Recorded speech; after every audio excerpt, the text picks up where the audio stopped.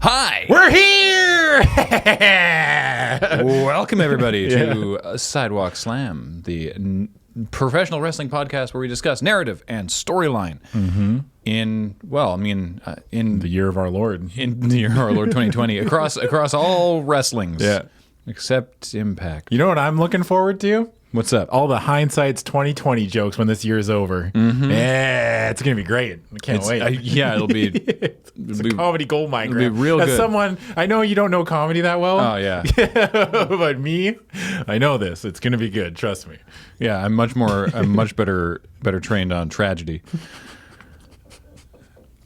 I'll be covering Raw this week. Okay.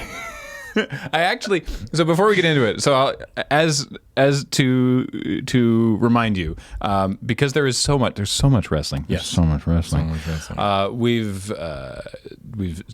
We've divided to conquer the WWE product. So I watch Raw and Adam watches SmackDown. Yes. And we both ostensibly watch NXT, though we didn't watch as much NXT in this particular cycle on account of there is so much wrestling. Yes. And then we're both watching Dynamite.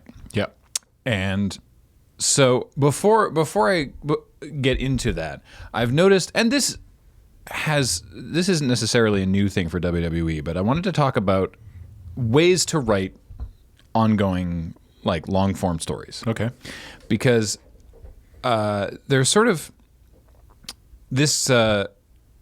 Interestingly, this discussion actually came up a lot surrounding season 8 of Game of Thrones, which I thought was interesting. Huh. And there's two. When you have a cast of characters and you're trying to tell stories with them, there's kind of two different ways that you can do that. Like if you don't have like, if you're not telling like a discrete, like, you know, like a 10-minute short or something, if you don't have a discrete length of time, it's like there's sort of two different ways you can do it. One is you can take your characters and you know what the characters are like well enough that you put them into a situation and sort of see, well, how would this character react in this situation, and then kind of build the story from there. That's a lot of the kind of the writing that we've done in things like Commodore Hustle or Friday Nights over the years, where it's like, okay, well, how would this person's character react in this situation? Well, they would probably do this. Oh, that would be funny. Let's do that. Well, this person's character would do this. That's not as funny. So let's explore what these characters would do. And then the other sort of the other opposite of that binary is, okay, we know how we want this to end. We know our goal. So then we have to figure out what we have to make these characters do to drive them into that goal. Yes. And a lot of writing is mixtures of that. I said that we did a lot of that in Commodore Hustle and Friday Nights. Honestly, it's sort of a big mixture. It's, sort of we think of a situation, dump the characters in, and then they're like, okay, cool, but we're trying to get to this point, so then we have to do a little bit of crafting. And WWE is very much the latter. They are like, okay, 2 pay-per-views from now, we want to have this match between this person and this person. And how do we get there? What are the things that we have to do on the weekly shows to make that make sense? Yeah. And AEW is a lot more of like, we have strongly defined what these characters are, and we're going to say, hey, there's a goal over there. Let's see how these characters would react to that. Yes. And follow a much more organic sort of flow of watching them get from point A to point B in a way that you don't even necessarily know how it's going to turn out. Now, both products mix and match. I'm not saying that it's purely WWE is one thing and that AEW is purely another thing. And there are advantages to both, because even with AEW working in that way, sometimes it feels a little confusing because there's so much mixture of people back and forth across different storylines and people sort of moving between what their sort of goals are, but it all makes sense because these are human characters, and WWE, the times when it's like, okay, that's where we want to get to. How do we get there satisfactorily? Is those can be good, but a lot of the time you end up in WWE where it's like, okay, well, who are the two biggest faces on the roster right now on Raw? Well, it's Samoa Joe and Kevin Owens. Okay, so they should have a feud with Seth Rollins because he's the biggest heel. So what are we going to do? Okay, we'll get a partner for Rollins, and so then we can have a 2-on-2 fight. Well, we need to get something there. Okay, well we'll have Seth Rollins and his partner take the tag titles, and then so they're the champions now, and then we'll make them fight. And it's like that doesn't make sense for the characters.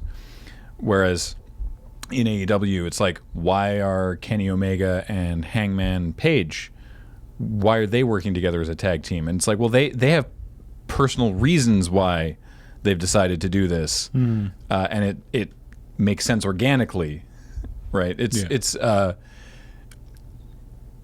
Anyway, it's frustrating to watch WWE sometimes in that you can tell that it's like, oh, I see why they're doing this because they got to set up the thing for the next pay-per-view.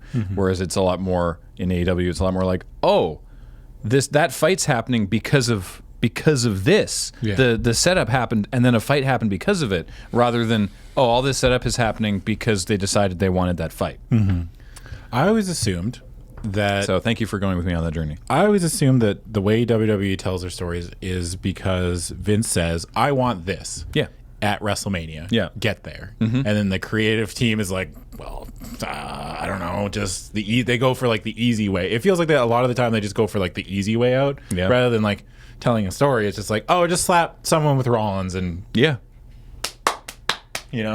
done, and that's it, and they'll move on with their lives. And it just like, I feel like AEW is making a concerted effort at establishing characters and then like giving us reasons why those characters are either working together or having conflict with each other, which is like that Hangman storyline has been awesome. Yeah. Love it. Love everything about it. And I'm like the biggest Hangman Page fan right now. Like, love everything about him. Love his character. Love what they're doing with it. I mean, we'll talk about it more later, but it's that's a actually brilliant example of like the difference in storytelling, right? When you look at the two shows split up, it's like, even looking at SmackDown, it's like, oh, I don't know, like nothing really happens. Like, it's kind of the same thing every week. Feels like the same show. And every time I was watching AEW, I was like, wow, this feels really different. Like every show feels creatively distinct from each other. They're always kind of like, they're always pushing stuff forward. Yeah. It feels like there's a reason for everything. So, since our last episode, we had the TLC Tables, Ladders, Chairs pay-per-view. Yep. Which was fine. Yeah, it was okay. It was fine. There were some entertaining matches. Nothing relevant happened storyline-wise. Like, it was a real holding pattern of a... Oh, yeah. It was like, definitely kind of like, hey... What promotion is that? TLC? Oh, TLC is... WWE. Thank you. Yeah, sorry.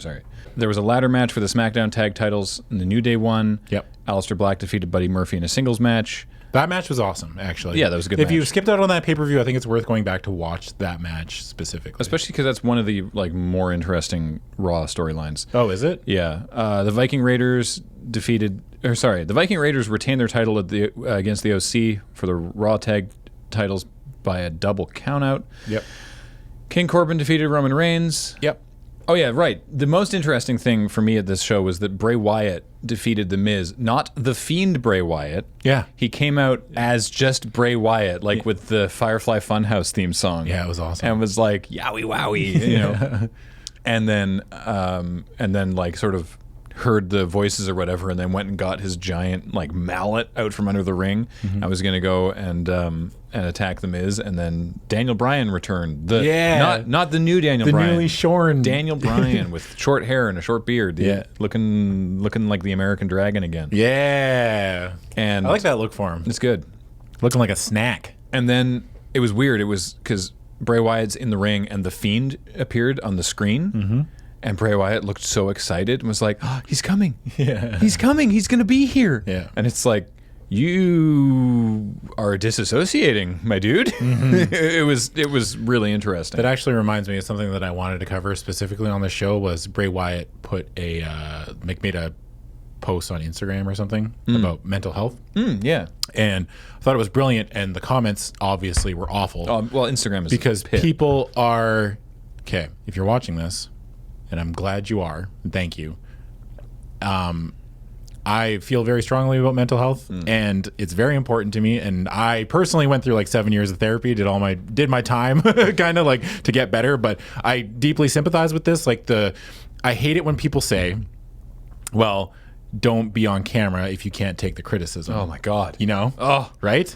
It's like, just get a thicker skin. yeah, it's like, no, they're still human beings, and they're still allowed to have feelings, right? Like SpongeBob caps. Just get a thicker skin. yeah, it drives me nuts, and that's Yeah. all it was, right? And it's like this guy is just like saying like, oh, people were telling him like they were like, remember when Bray Wyatt like. What we talked about it on the show multiple times, like, man, I wish they'd do something with Bray. It's like, man, they're really kind of just not doing much with this character. And it's like, when you have to hear that as like a performer, I can't even imagine how demoralizing that is to go into your job every day and just hear thousands of people say like, well, your career's over. And it's like, but okay, I guess. Yeah, it's like it gets to you, right? Yeah. I don't know. I just think like we all need to chill out a little bit. And I know that there's lots of people smarter than I am and more eloquent than I am that have said this before in regards to situations like this with our presence on social media and stuff. When I saw that and I saw the comments, I was like, can we just lay off this dude? Like, holy moly. It's part of my ongoing plea for empathy on the internet. Yeah. Maybe someday we'll get there. Also on the card, Bobby Lashley defeated Rusev. We'll come back to that. And Oh, I'm excited. I don't even know. I know one thing, the big major thing that happened. yeah. But, ooh. And the Kabuki Warriors defeated Becky Lynch and Charlotte Flair. So that was TLC. Yes. So yeah, let's talk about those various sort of things. So I mentioned I don't know where we left it with Seth Rollins, but yeah, Seth Rollins is a heel now. Yes. And it's great. He's so much better. He's way better. So as a much more heel. believable. Didn't we talk about after Survivor Series when we talked about that? Because that was the start of it, right? Yeah, he came out to admonish the roster. Yes. Because he's like, look, as the locker room leader of Monday Night Raw, and everyone's like, the what, buddy? Yeah. I'm sorry, you're the what? Who decided you were the locker room leader? All right, keep talking, I guess. And he's like, we all need to do better, and like you let me down. And everyone's like, okay, cool. And they like just left, and he started getting more and more smarmy. And then eventually he snapped. What happened was the returning Authors of Pain, Occam and Razar, finally returned, attacked Kevin Owens, and Kevin, it was amazing. There was absolutely no indication that Seth was remotely involved with that or responsible for it. But Kevin Owens was like, this was you. And Seth's like, what? I was out there too. The only reason they didn't attack me is because I'd already left. Like I had no idea they were going to come down there.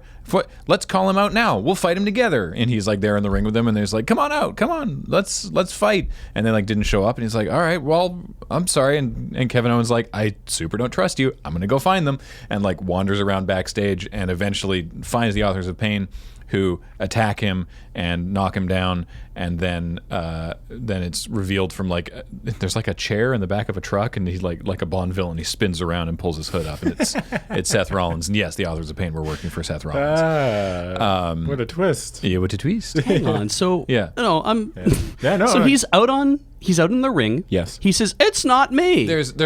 There's a whole lapse in time there. Oh, thank Christ! Because I'm like, he's like, okay, he left the ring. Time to run out of the ring and go put on my special hood and get into the chair in the back of the van, so I can spin around and reveal myself when he's not looking. I mean, kinda. It took like an hour and a half between. Okay. Because again, Raw is a 3-hour show. Which is, you'd think they'd be able to fit more storylines into it, but no. It just seems a little like contrived. A little. Okay. That's wrestling, though. Yeah. Okay. It's like wrestling. ...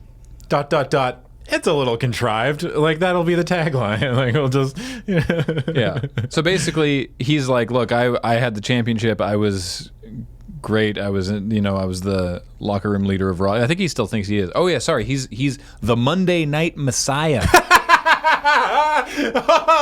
Oh boy! Yeah. How did that go over? He's got a T-shirt that says it. Wow! Oh, Did yeah. it offend anyone? Nah, not really. No? Oh, No, I mean everyone thinks he's a dick, which is okay. intentional. That's intentional. He's That's- also only claiming Monday nights to be the Messiah, so I guess it still leaves the rest of the week open for our Lord and Savior. Yeah. Yeah. I just want Mondays, Jesus, please. Just give me Mondays. I'm like, okay, yeah. You kind of look like me, so hey, have it. Yeah. He has been referred to in the past as lovingly as CrossFit Jesus. Yes, CrossFit Jesus. Yeah. So it's Seth Rollins with the AOP as his muscle cronies. Yeah. That's good. That's actually a good mix, dude. That's a good, like, for Authors of Pain, who I always kind of just felt medium on, as like, because there was nothing to them. They were just big dudes. Yeah, when they had the manager, Paul Ellering. Yeah, when they had Paul Ellering, that worked really well. But when just by themselves, they're just big dudes. Yeah. And one of the best sort of periods in Seth's career, character-wise, was when he was the like scaredy shitheel corporate champion working for the Authority, and it was Seth Rollins with J&J Security, right? Jamie Noble and Joey Mercury. J&J Security. They were great. Yeah. But they were, they were cruiserweights, right? And they weren't wrestlers, heavy air quotes. They were both former wrestlers, but they in storyline they were like just his like private security detail, and who would like keep him out of trouble or whatever. This is a lot more him seeking trouble out. Yes. With the AOP, who are large lads. Yeah. Wouldn't you seek out trouble though? Oh, yeah. Like if I was like, "Hey, Graham, here's the AOP," I'd be like, "Well, time to find some trouble. Yeah. I can pick on whoever I want. Let's do it." So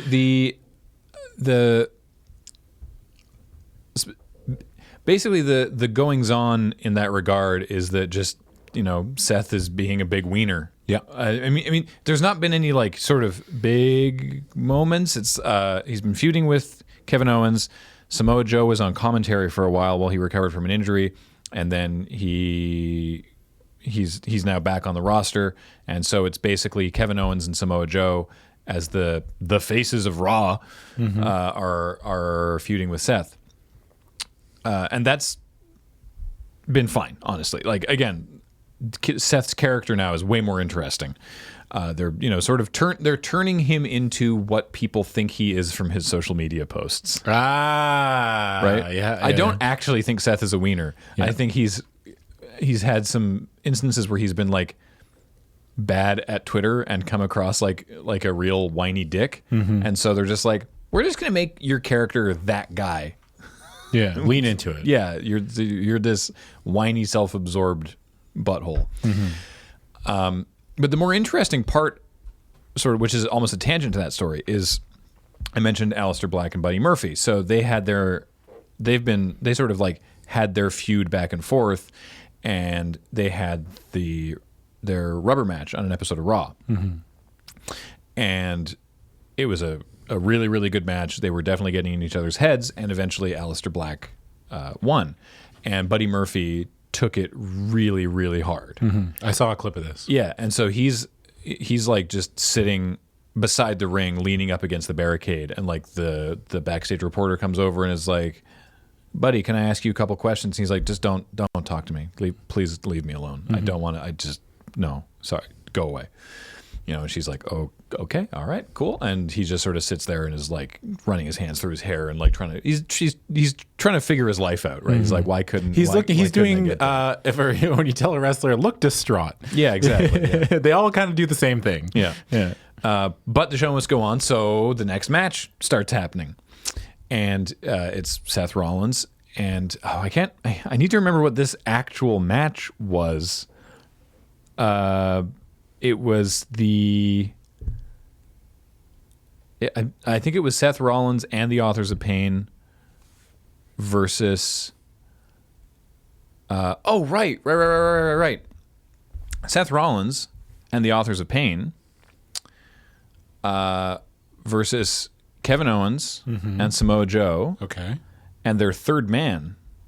They spend the whole episode, Kevin Owens is like, "There's 3 of them and 2 of us." And Samoa Joe's like, "Don't worry, I got a guy."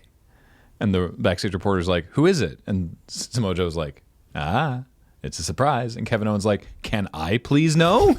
And then eventually Samoa Man, Joe's, they must be so good together. oh yeah. And eventually Samoa Joe was like, all right. I'll show you, not you. I'll show you, Kevin Owens. Come with me. And they go backstage, and then they go into a room and come back out. And Kevin Owens is like, oh, we're good.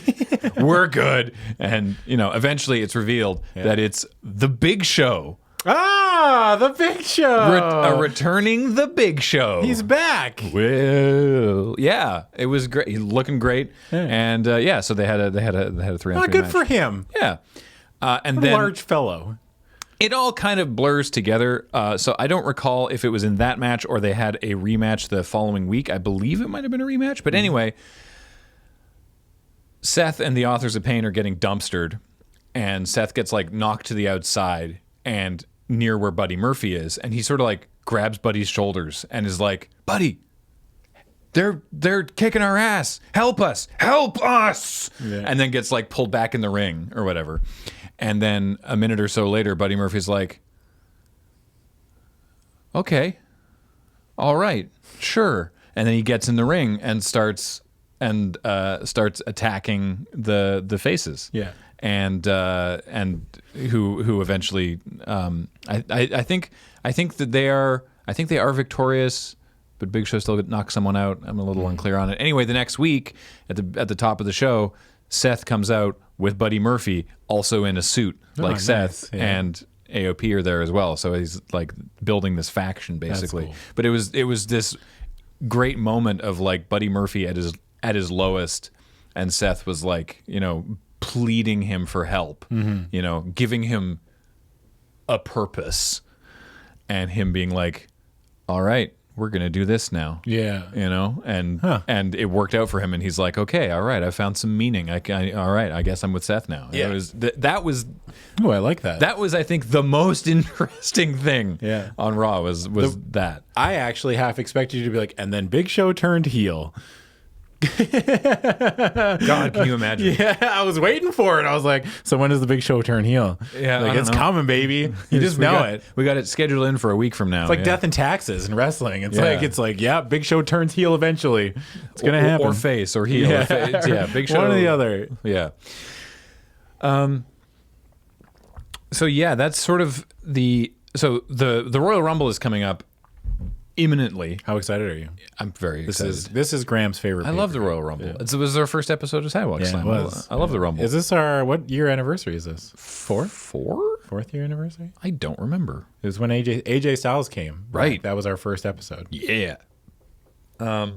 There's currently not a match on the card involving these guys, but I assume. Oh, right. So then on a subsequent episode, I don't understand why this ever happened, but Seth Rollins and Buddy Murphy defeated the Viking Warriors for the Raw tag titles. So they're the tag champs now.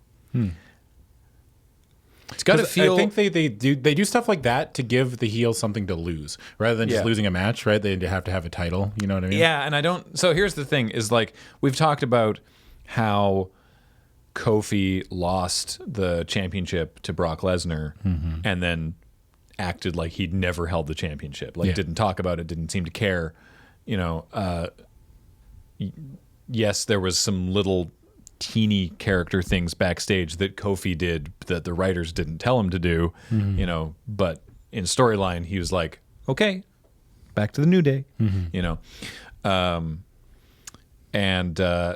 so like I know that nothing will happen, but what I would love to happen here is that because there was a scuffle on Raw. The setup for that tag match was that there was a thing on Raw, and because there was 4 of them in Seth's faction, and Kevin Owens and Samoa Joe convinced the Viking Raiders, or asked. You don't see this happen, but they got the Viking Raiders to help them, and so the Viking Raiders come out, and then they have a big 4-on-4, dust up. And then that tag match gets made, and the Viking Raiders lose. And I would want the Viking Raiders to be resentful of Kevin Owens and Samoa Joe. I would want them to be like, hey, we tried to help you, and for our trouble, we lost our tag titles, and we're upset about that. Yeah. But that's not going to happen. No. Because that's not how WWE operates. No. It's like, great, okay, they lost the titles, so they're now back in the tag team pool, and now we'll pay attention over here, Pick them up, put them back in the box. We're like, get back in the box. You'll get out one day. Is it a common thing for faces to feud? No. Generally, no. No. They generally... Which is why I think it'd be really interesting. I mean, they'd probably just turn the Viking Warriors heel. But, like, I would love there to be some kind of conflict for those things. This like is what a I'm gray talking about with, area. You want to have a gray area. Yeah, well, I want... No, generally WWE stays away from gray areas. Yeah, but they're like very like... I want characters' personal motivations to make sense, right? Because like the Viking Warriors lost the titles, so they're just going to be like, well, we're going to go continue being the Viking Warriors, and maybe we'll get the titles again at some point. Doop-a-doop-a-doo. You know, whereas like they Viking were... Raiders. The Viking Raiders. Yeah. Is that what they're called now? Yeah, they're Viking Raiders. Viking Raiders, sorry. I'm pretty sure, unless they change that. They were again. the War Raiders. They were the War Raiders in And then the Japan. the Viking Experience. Yeah. And now Briefly. and then the Viking Raiders. Viking Raiders, okay. Yeah. Sorry. It's okay. Anyway, yeah, I would love for them to do something with Joe and Kevin Owens to be like, hey, what the hell? Yeah. Similarly, how weird has it got to be for the Authors of Pain for the Viking... Because the Viking Raiders have been doing an open challenge for the titles every week. And for Seth to be like, all right, we as a team, we're gonna show the Viking Raiders what for. We're gonna go out there and we're gonna answer their open challenge. So it's gonna be me and Buddy Murphy. And the Authors of Pain, like, we are a tag team. We're a tag team. Yeah. You two aren't a tag team. Like, I would think that they would have something to say about that, but no, they just mutter in their native languages, or not even their native languages. Again, they're not from where they are built from. They say they're from, but they're traditional languages. Anyway, so yeah, that's that whole thing. Yeah. Where's the championship? Where's the title? It's there most weeks. Oh, really? Briefly. Yeah. Actually, I do like what they did with the Rumble. I'm actually genuinely intrigued. That's about the only interesting thing. So yeah, Brock Lesnar is still the champion. So on and off, he'll come out with Paul Heyman and they'll cut a promo. And that's it. Yeah. I mean, it's good. Paul Heyman's a good talker, right? He did a great thing where he was just lambasting the audience and they were booing him. And then he did his catchphrase of the Brock Lesnar. And then everyone chanted along with it. And he's like, you're so stupid. I call you idiots and you still chant along with me. It was really good. Yeah. And they had, who came out? Right. R-Truth came out. And cut a long impassioned promo about the Royal Rumble. And he's like, and that ended up with like, and I'm going to make sure that I throw you over the top rope with the Royal Rumble, Paul Heyman. And Brock just burst out laughing. And Paul Heyman's like, I'm not in the Rumble, you idiot. And Truth's like, oh, all right. Then I don't want to be in the Rumble. Yeah. Yeah. He's like, I'll take a pass. Yeah. That's good. But what did they do with Brock at the Rumble? You didn't mention. Well, I'm about to. I just wanted to get through. They also had Ricochet come out and be like, still alive, hey? Yeah, he's like, I am going to not believably deliver this promo that has been written for me. Yeah. At you, Brock Lesnar, and then obviously gets completely clattered. But yeah, so Brock, they've decided. I don't know why they agreed to this. This seems like a silly thing for Paul Heyman to want to do. But yeah, at the Royal Rumble, Brock is going to be in the Rumble at number 1. Yep. You know what I'm hoping? Praying that Brock wins it and fights himself at WrestleMania. Please, God. But I'm begging. I'm actually like, I want to get on my knees and be like, WWE, please give this to me. I want it. Just like miming. Yeah. Suplexes himself. Yeah, dude. It's like that Python sketch, Colin Bomber Harris versus Colin Bomber Harris. Yeah. That's all I want. That's all I want. So the bit is like, yeah, whoever wins the Rumble gets to face Brock at WrestleMania. So we're going to make sure Brock wins the Rumble so that he just keeps the title. And we're going to do that by putting him in at number 1. And I guess the idea is it's Brock and one person. So he just beats the crap out of that person. and then the next person comes in and Brock, like their plan is that it will never be more than Brock versus one other person. Yeah. Right. As everybody comes out, he will just beat the tar out of everybody and and eliminate everyone. Obviously, that's not what's going to happen. But I'm curious to see what will happen. This is my annual massive complaint about people declaring themselves in the Royal Rumble. Yeah. It's stupid and makes no sense. That makes zero sense. Like storyline wise, like you'll get like Drew McIntyre be like, "Do you know that I've never won the WWE title? Isn't that weird?" Hey, have you ever noticed, Drew, that you haven't won much of anything? Yeah, he's been winning matches at least recently, but yeah, he's like, so that's why I'm declaring that I'm going to be in the Royal Rumble, and it's like you don't get to do that. Yeah, you a performer don't get to make that call. Yeah. That'd be like me coming in and be like, I'm going to be in Star Wars. Like, yeah, okay. Well, he said he was going to be in it, so what are we going to do? He called dibs. I'm going to be in season 2 of Picard. I'm invoking the ancient right of dibs. Yeah. I never thought about it like that, but yeah, that's dumb as hell. Well, because if you can't, because they've had people from NXT in the Rumble before, right? So like, what is stopping like Bobby Fish from showing up on Raw and being like, I'm in the Rumble. Yeah. And like backstage. Bobby Fish sounds like a made up. I never thought, when you say it out loud, I'm like, wow, that's a dumb name. If Bobby Fish and Kyle O'Reilly. Robert Fish. Bobby Fish and Kyle O'Reilly of the Undisputed Era. Fine. Yeah. Bobby Fish. Yeah. Just Bobby Fish. And Vince is like, oh, well, he said he's in. I guess I'll write it down. Yeah. My hands are tied. I'll put you into number 2.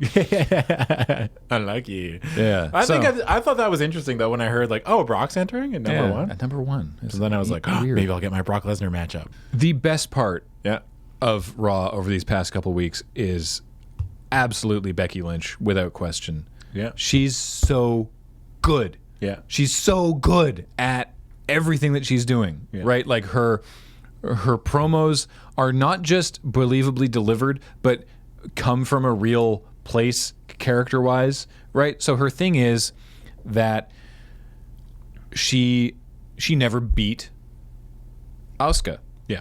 Because last year at the Rumble, she lost to Asuka and then got herself into the Rumble, won the Rumble, and won the titles at Mania. Yeah. But she never beat Asuka, and this is bothering her. And she thinks that the way that she words it is that the powers that be. By the way, there's no authority figure on Raw these days. Thank God. Yeah, it's been. Remember how miserable that was? It's been refreshing. Yeah, there was a bit that I saw. This is maybe cutting into your thing. There was a bit I saw on SmackDown where they had like cutting my lunch, Graham. A random like road agent like talk to. Yeah, I was Sasha. real confused when that guy showed up. Yeah, his name was Adam too, and they're like, "That's Adam." So I was like, "That's not me." Yeah, but I like the idea that it's like leaning into the no. This is a TV show. They had like Sasha didn't want to. Had a match booked, but her partner wasn't available or something, and the producer was like, "No, Sasha was booked and she got injured." Right, and then they put Bayley in. She's like, "Well, then you got to fight Bayley," and she's like, "What?" Yeah, yeah. But it's just like well, we got to put something on the air. So come on. Yeah, I got real confused because I was like, when I was watching SmackDown, I was like, did I miss them introduce this dude? Because he literally just came on camera and like, we'll talk. I mean, I guess, but he came on and it was like, who's this? Yeah. I was like, it's a new character. Yeah. So Becky's thing has been that the powers that be are protecting her.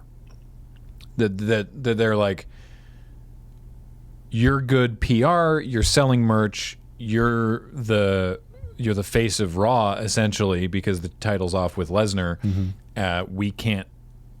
We can't endanger you by putting you in the ring with Asuka. Ooh, that's good. Is what she believes. Yeah. She's like, I'm being protected. I'm being babied, and I don't like it. And I want to fight Asuka. Like that. That's so good. That's so not WWE. No, it's really good. Who put Vince in the closet? I don't know. That's wild. Everything Becky says is like, how is it that you're saying that on Raw when all this other stuff is happening? I don't understand it. It's been really, really good. And so, they've been still having the sort of the feuds with the Kabuki Warriors and Becky and Charlotte. And I don't actually know if the Kabuki Warriors have been defending their title to anybody else. No. But But yeah, Is Charlotte just kind of like a third player in this whole I kind of haven't seen her in a drama. while. She's just hanging out though. Like she's literally just like a back. Like she's not really at the forefront. No, it's definitely much more Becky. and Is that the only Asuka. thing with the women's division currently on Raw? Yeah. Yes. Huh, wild. I mean, SmackDown's not much better. SmackDown just focuses on the title mostly. Yeah. There's not really any. Yeah. So they have a match at the Rumble, Becky versus Asuka for the women's title. So, but yeah, Becky's been great. Like they did the contract signing was really good. Yeah. Just the promos that they did. I mean, obviously Asuka's promos are more limited, but I like they had, like a backstage reporter was like, Asuka, what do you have to say about this? And she just like yells in Japanese, and then the reporter's like, I don't, and then Asuka takes the mic and looks directly into the camera and Becky is not ready for Asuka. You said that in the same voice that your daughter asked for bread. Bun. Bun. Plain bun. Then there was a really good one as well after that. Becky cuts a promo after having the green mist in her face, and she's just yelling. I'm into so the mic, stoked and that the green mist is it's back. really good. Yeah. And then. Oh yeah! Oh, are we getting to the real garbage? Oh boy. Yeah! Woo! All right. So we've talked about this, you and I. I don't think we've talked about it on the show. Yeah. Beej, have we talked about the wedding? No. Okay. What? No. So Do you know what wrestling does really well? Weddings. Interpersonal relationships. oh yeah. So It's that thing they're known for. did I talk about when Lana came out and said yes, Beej? The last thing I remember was Yeah. Bobby Lashley came out and kicked the shit out of Rusev, and Lana it is Lana, right? Yep. Because I don't give the crap. Don't Anyway, worry about it. It's good. but was like, hey, let's make out while you're kicking the crap out of my husband. Yeah. Yeah. Hooray! Stuff the rings in his mouth. I remember that Oh too. yeah. Is that even Rusev earlier? did that to Lashley. Yeah. Okay, I don't. Anyway. So they did a bit where Lana came out and said that she was pregnant. Yeah. That was the one. Great. I am pregante. Lana came out and said that she was pregnant. And then Pregnant. Rusev came out and was like, what, you're pregnant? And then Lashley came out and beat the crap out of Rusev. And then Lana was like, lol, not pregnant. Lol, not pregnant. Hee hee. Good joke, Lana. Yeah. Oh boy. So then they decided to make it official, and Lana and Bobby Lashley were going to get married. is she not already married to Rusev? I think in real life, yes. in real life, yes. I think they in storyline they did get divorced. They did. Okay. They got divorced in Okay. Astoria. All right. Yeah. Yeah. I think they signed. They actually had like a contract signing It was like for the divorce papers. Yeah. because I say we get to the point and sign the divorce papers! wrestling sucks. That's why. Did Rusev end up body slamming her through the table or something? No.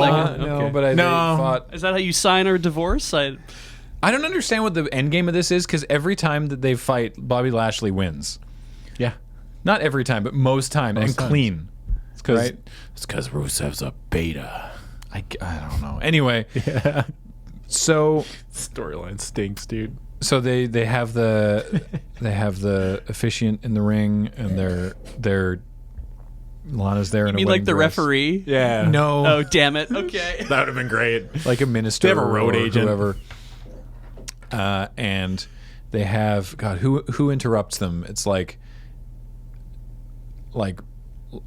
Lashley's first wife, and then Lana's ex. They like people from their past come out and they're like me. They're trying to do the Days of Our Lives, like the thing that Rock and Mankind did. That's super popular. Remember the Oh the yeah, Days this is your life. This is your life. Yeah, but they're trying to do trashy via Jerry Springer. The worst basically. part about this storyline is it gets so many hits on YouTube. No. Yeah, and that's why it's just like it's a success. Yeah, and YouTube hits. so man. then the guy gets to the if anyone has any objections sort of thing, and Liv Morgan comes out. the returning Liv Morgan. Yeah. And she's like, I can't believe you do this. I thought we had something special, all the time we spent together. And Bobby Lashley's like, Lana, I've never seen this woman before in my entire life. And Liv Morgan says, no, Bobby, I wasn't talking to you. And then she blew lesbian pollen in Lana's face, and it got her pregnant. It's something, yeah. So it's like, oh, Lana used to have a gay relationship with Liv Morgan, who feels hurt by this. Yeah. What? So now they can have a mixed tag match with Rusev and Liv Morgan versus Bobby Lashley and Lana. And if Rusev and Liv Morgan win, then which one of them marries Lana? Neither. What does this solve? Nothing, because they had that match on Raw and Lashley won. Like it gets YouTube hits, Beej. They're just gonna keep doing it. Storyline keeps happening to all of us with seemingly no resolution. I don't even watch wrestling, and it's happening to me. Beej is upset.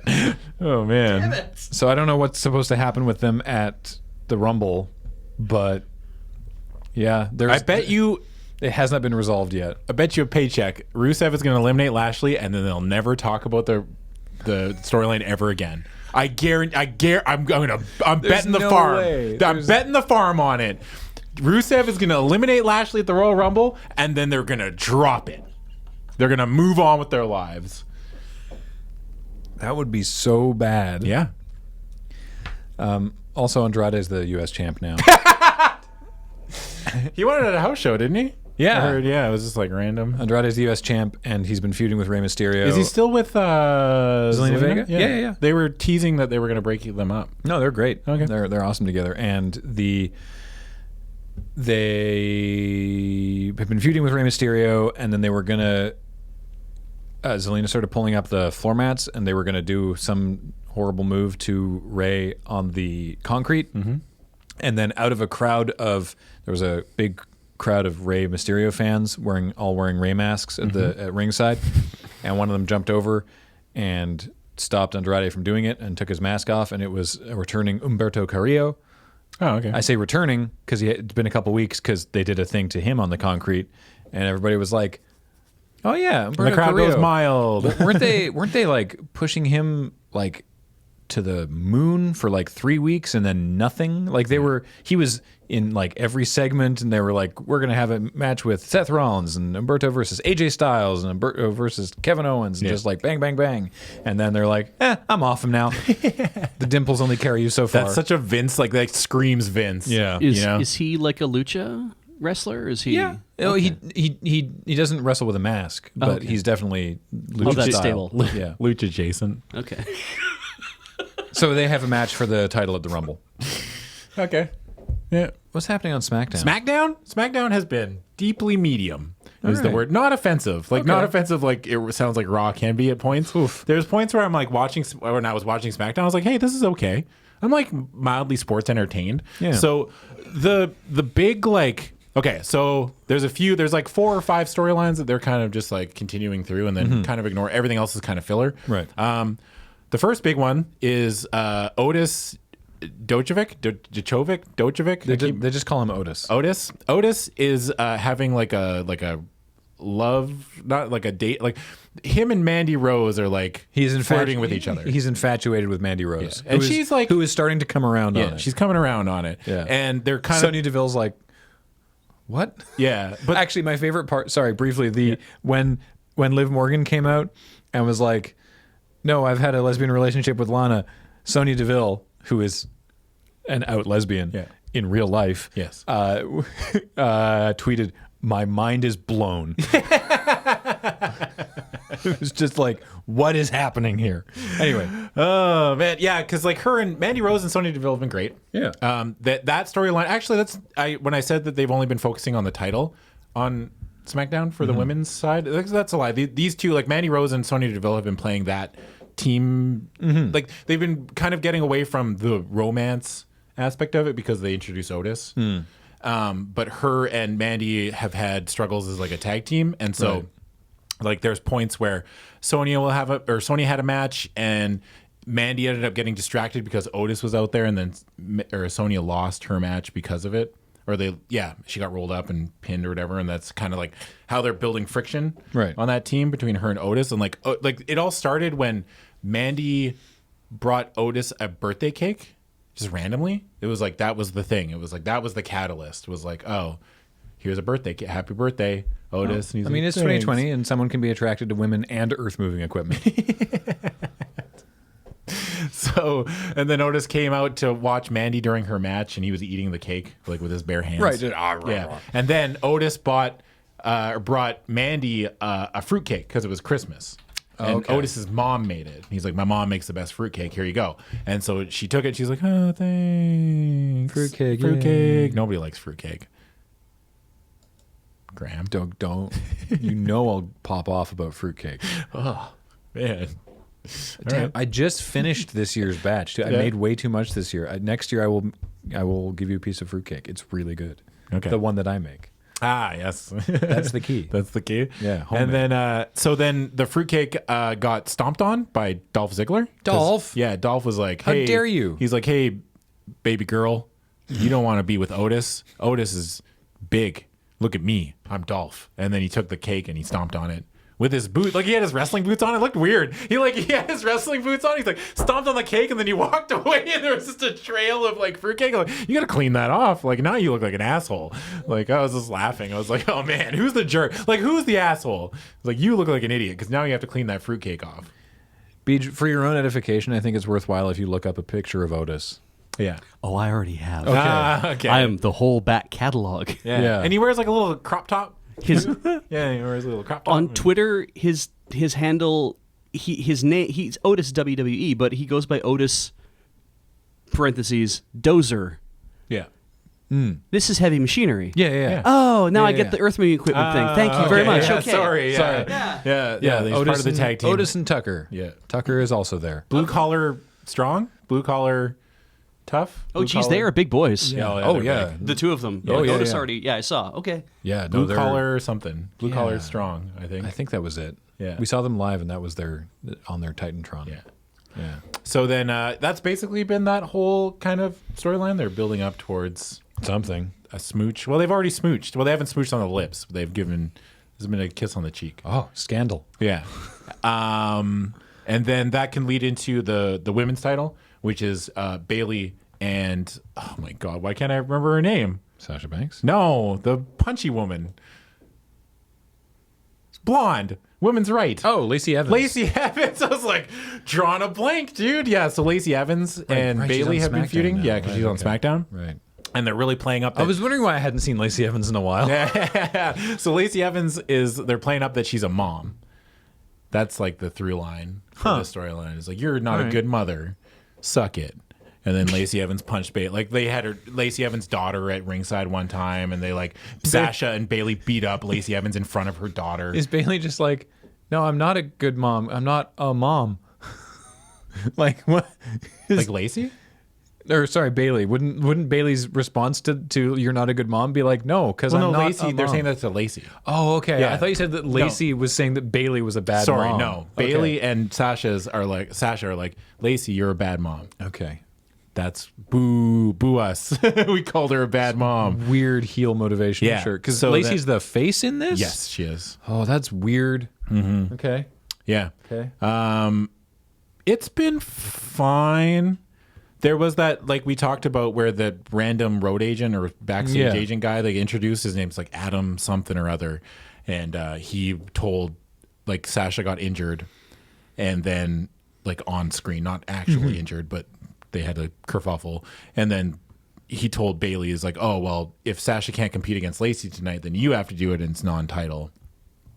And I think Lacey ended up winning that match, so it's like, I think that means she'll lose at the Rumble, right? Because they're having a match, like a title match. Yes, they At do. the Rumble. They do have a match at the Rumble. Yeah. Yeah. It's been okay.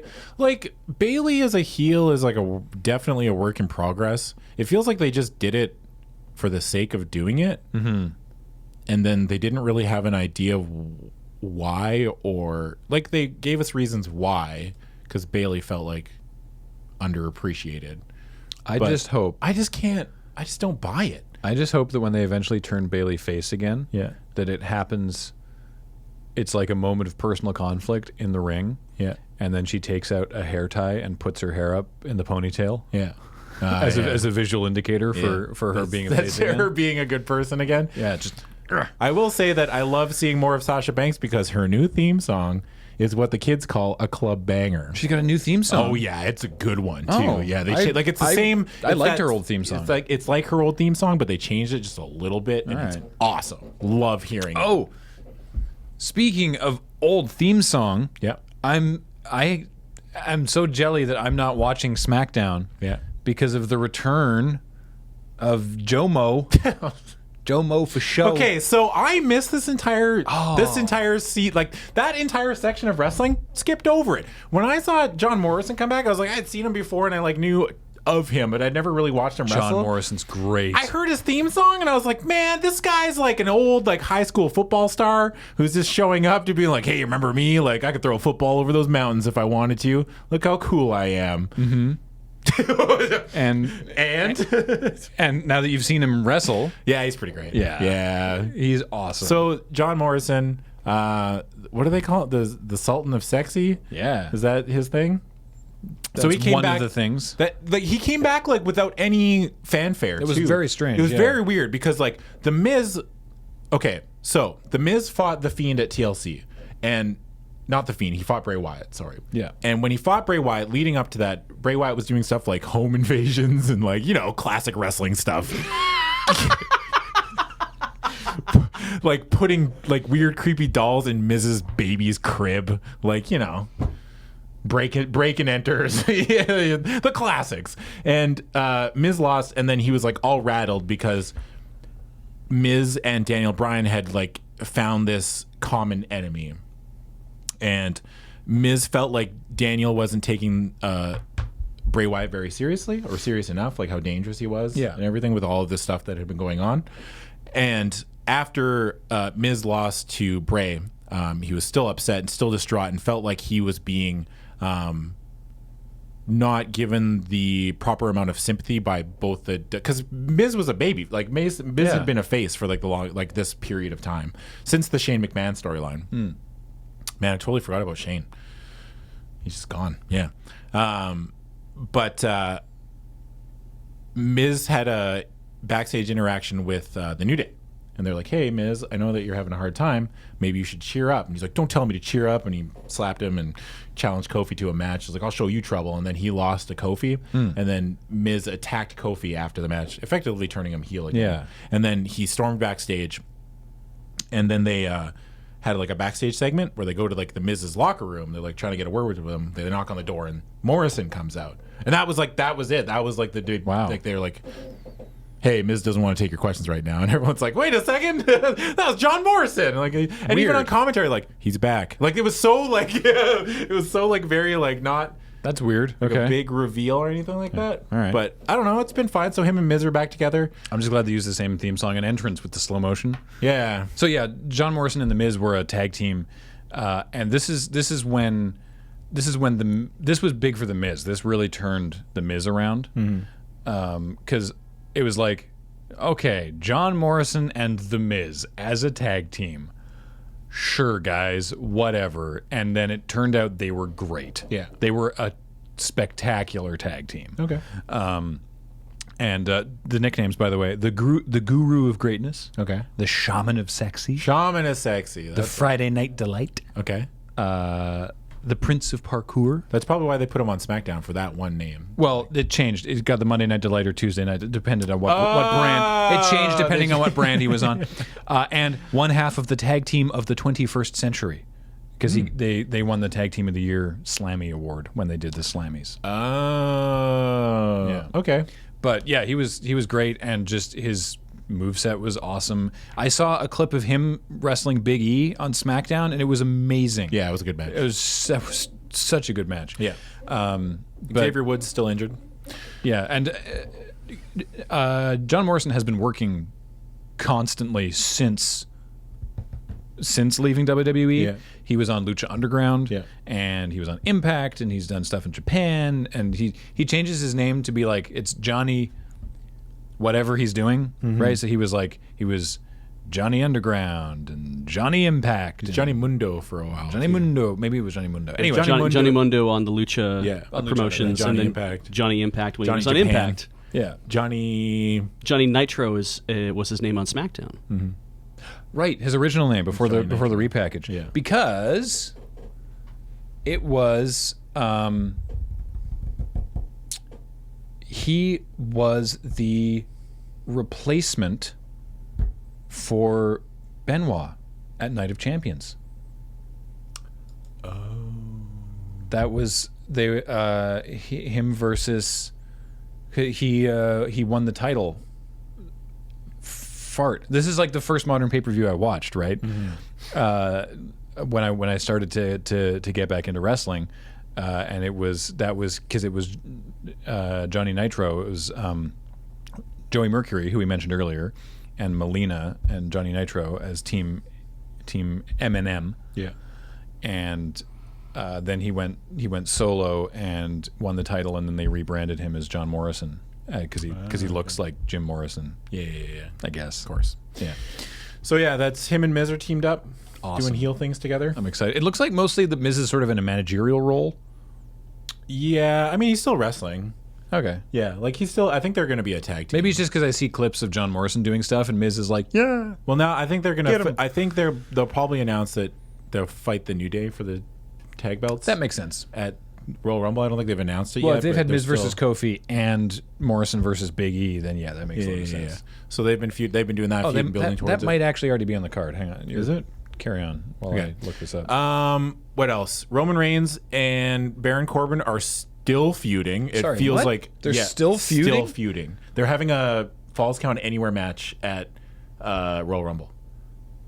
And I'm assuming that's the end of it. Have they determined who the biggest dog is yet? Like You can tell. Okay, so if Roman Reigns loses the Falls Count Anywhere match, he's winning the Royal Rumble. I guarantee you. Right. Yeah. I will bet my paycheck again. The next paycheck. You know what I mean? So he's got to win the match against Corbin so that doesn't happen. Yeah. Yeah. We want Roman to win the Falls Count Anywhere Yeah. match because there's no way he wins both. The classic WWE move on Royal Rumble night is for their favorite to lose their match earlier in the night. This is not a unique complaint. Yeah. Like this is not like Graham's hot take that no one's ever thought of before. Yeah. But I do wish that they would just let people win King of the Ring and be like, "Hi, I'm the same wrestler before, but I won King of the Ring," rather than change their entire thing to be like King so-and-so. Because now Corbin, he has a crown and a scepter and a cloak, and he gets brought to the ring in I love it. in a sedan chair. Yeah. And it's just like, this doesn't make any sense for Baron Corbin. This is not his character. No. Makes him a good heel though. Though I kind of now want like Shinsuke Nakamura to win it and be brought to the ring like a shogun. Like a shogun. Yeah. Okay. Oh, sorry. That storyline. I like that. So Sorry. Yeah, Corbin Corbin and Roman's just been Corbin and Roman. There's nothing. They've really, just been fighting It's- back and forth to be Bobby like, Roode got suspended for a little while for a wellness violation, but he's back now. oh, okay. So it was only like a month or whatever. So it's Corbin, Bobby Roode, and Dolph Ziggler against Roman Reigns, and their Usos came back. Okay. The Usos are back, so that's that feud. There's really nothing to. I don't want to like shortchange this and devalue their work because they're all fine. Like the storyline's been fine. It's just it's been them fighting with each other and then interfering with each other's matches. It's I'm the normal biggest wrestling dog. stuff. No, I am the bigger dog. No, you're yipping like a little chihuahua. Burn. Suck it. Yeah, it's just like that's essentially what it amounts to. And they're gonna have they had a match where oh man, Bobby Roode fought Roman Reigns in a tables match, and which Robert Roode. I should stop saying Bobby Roode because it's Robert Roode. Right. Robert Roode lost that match. I wish they'd kept the mustache. Yeah, It was a good look for him. yeah. So Robert Roode lost that match, and that meant that the winner of that match got to make the stipulation, and Roman Reigns like got on the mic and he's like, "Well, it's at a baseball field, right? Because that's where Roman. Well, I'm gonna beat you all over that big area. Falls count anywhere." I was like, "Cool, man. Like that's your." Did he actually say big area? I don't know. It's something like he said, "I'm gonna beat you all over that stadium," but He meant because, like, well, baseball stadiums are pretty big, right? Most stadiums you have the Royal Rumble in are pretty big. Yeah. So I have a question. No more questions. Yeah. So yeah, that's been that. It's been fine. It's just like SmackDown's been like, I'm almost jealous of, like, I should start just watching Raw, because like SmackDown's just very like basic and by the number. They don't do anything like weird. You know what I mean? Like, No, they don't do anything that weird on SmackDown either, but you can just watch the highlights of the Rusev storyline on YouTube. Yeah, but then I give them hits and I adamantly refuse. Then you're part of the problem. Yeah, then I'm part of the problem. So. Yeah. And then what else has been happening on? So yeah, Daniel Bryan and Bray Wyatt have been feuding. That's good. They did a thing where Kane came back. Oh And like lured Bray Wyatt out. Heard about that. Yeah, and then Bray Wyatt, like Both Kane came in, both cut a promo. aficionados of red lighting. Yes. Yeah. So Kane came out, cut a promo, and then was about to leave, and the lights went out, and the Fiend was in the ring. And then Kane turned around and was like, I was waiting for you to show up. And then Daniel Bryan came out came out of the ring and attacked the Fiend with like the running knee. And then the Fiend retreated to his little hole, like his chud, the cannibalistic humanoid underground dweller. I've been waiting to make that reference all week, by the way. You deployed the full definition of chud so quickly. Yeah. That was amazing. Yeah. I was smooth. was watching wrestling this week, and I was like, I'm going to make a chud joke. Just imagining on Tuesday you're looking in the mirror practicing. Yeah. Like, cannibalistic humanoid. Underground dweller. Oh, crap. Cannibalistic humanoid underground. Cannibalistic humanoid underground. I can't look stupid in front of Beach. So, yeah. I mean, even that storyline has just been them kind of ambushing each other. All right. Daniel Bryan. I saw there was a clip with a brief sort of quasi Team Hell No reunion. Yeah, right? they were like back. Oh, it was great because like they were backstage. It's funny watching Kane be like a normal human being. Like when they're walking backstage and they're like, "No, I am the tag team champion. Yeah. No, I'm the tag." And then all of a sudden, Kane's like, "All right, see you later," and then just walks away.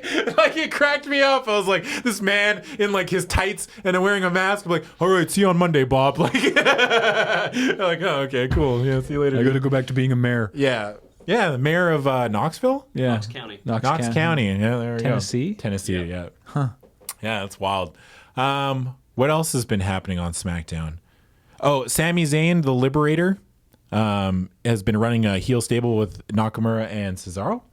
The Liberator. Yeah. With Cesaro. He's liberating Cesaro and like Nakamura, like he's liberated them from the shackles of mediocrity. Kind of like that's like his thing. So he's the mouthpiece. Yeah, basically. he's the mouthpiece who wrestles sometimes. Braun Strowman's been feuding with them. I was wondering what happened to Strowman. Strowman's going to be wrestling Nakamura probably for the. Completely forgot he was on SmackDown. Yeah. I thought he was on Raw and injured or something because I hadn't seen him in forever. Yeah, he's just been chilling. Oh, yeah. That's what I feel like. I'm still upset they never pulled the trigger on him versus Brock and gave him the title. Yeah. I can't believe Strowman's never had the title. Yeah, it's weird, right? Yeah. Apparently there was like, I don't know everything, but apparently there was backstage problems, like people, typical wrestling stuff, like someone took a slight somewhere and felt like this is all here. Like, I don't know for sure. This is what I've heard. He's got that dumb green championship belt that only ever got seen once. Oh, yeah. Yeah. Never mentioned again. Forgot about that. Yeah. Yeah. I actually think when Braun does the thing where he runs around the ring and charges into people, really dumb. That's fair. But it's just like, you're big, so you should do a big thing. You should run around and just run into people because you're big. It's like, yeah, we get it. He's big. Yeah. Like, your boy Mojo Rawley is the 24/7 champion now. Oh, really? Yeah. Huh. Wow. Mm. If anybody's going to fight themselves, it'll be Mojo. Give me. It's just weird that that whole thing with him with the face paint and talking into the mirror that hasn't happened in ages, and they didn't do the thing where he wins the title from Truth and then it just goes back to Truth at the end of the night. Like the show actually ended with him as 24/7 champion, which is odd. What's Zack Ryder up to these days? No one knows. Is he still alive? I'm sorry, I forgot about another thing on Raw. Yeah. Eric Rowan and his weird cage. Oh, yeah! Yeah. Okay. Yeah. So, first thing, the jobbers are learning. They're learning at an accelerated rate. This was amazing because he's just been having squash matches with local jobber talent, right? And one of them, the match started and the jobber just immediately dips out of the ring, runs around to the ring steps where Rowan's cage is, grabs the cage, and just books it up the ramp.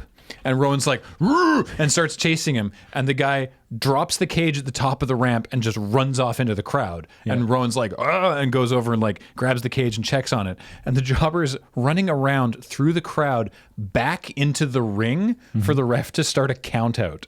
Genius. Shouldn't the ref have already started the count? I don't know. Well, I think it resets when someone gets back in the ring. Only I don't know. Anyway, pretty lax. So he on gets that in the one. ring and the guy starts counting, and Rowan's like very carefully checking on his cage, and then at around like 5, he's like, "Wait, what's happening?" And then gets up and just steamrolls back to the ring and jumps in and just destroys that guy. Huh. What do you think's in the cage, Graham? I stand by my previous statement that it is going to be a disappointment, and they're only making it worse because they're setting up that like it's bitten someone. Yeah. And 2 people have seen it, and whatever it is has made them apoplectic with terror. Like we're talking like Cthulhu level. He's like, "You want to see it?" And they're like, look. And they like look through the thing, and then they're like, like recoiling, like clawing at their eyes to like try to remove the sight that they just beheld in Rowan's cage. And it's like, there is nothing you can have in there That's that scary. that will make this payoff work. Yeah. This is a situation where you should figure out what your end game is first. Yeah. You're like, he's got a cage. Okay, what's in the cage? We'll figure it out now. If you want so to that do we this, know what we can do with it. It's like when you're telling your kid, like, you can do this, but I need you to decide what this is now. Yeah. Before you go ahead, you do whatever you're going to do. I need you to decide now. And Vince is like, "No, man, fine." So I forgot about Yeah, that's wild. See, like SmackDown doesn't have anything like that. SmackDown's like, I guess we have the Fiend, but he doesn't really do anything that spooky anymore. I hope it's like a hologram projector that you, when you look inside, you see your own face, but like aged 30 years. Like, wow, like a death mask of yourself. Because that would be terrifying every time you looked inside. Wow. Your own mortality. Yeah, right? That's wild. Yeah. Ooh, that is kind of spooky. That would also make the fact that Rowan keeps talking to it even weirder.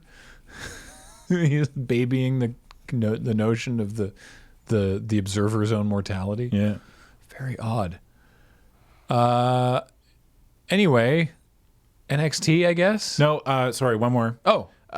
Sheamus is back. Oh, yeah. Sheamus is back, fella.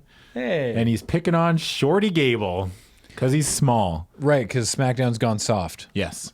And he's like, the softest is the smallest, and I'm going to find the smallest and pick on them. Cool. Yep. Thanks, Sheamus. They have a match at the Rumble. Yep. Shorty G. It's still dumb. Still dressed like an extra from Space Jam. It's pretty bad, dude. Wearing his little basketball shorts.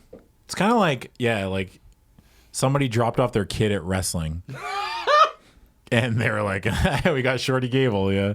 Yeah, the name's Shorty Gable. Shorty G. I've got to drop him off at wrestling. He has such nice abs. They should let him. Like, I'm seeing pictures of him in like a basketball jersey. I'm like, no, let him show off his stomach. Yeah. Did you look at pictures of John Morrison? Yes. Yeah. That's a stomach. Oh, That's Jesus, a stomach. yeah.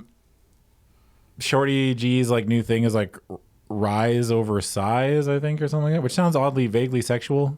It really does, Yeah. doesn't it? Yeah. It's like, it's not about the size, it's about the rise, you know? Yeah. What does that mean in this context? Yeah. So, I don't know. Sheamus has been picking on the little guy, and then that's pretty much it. They're going to have a match.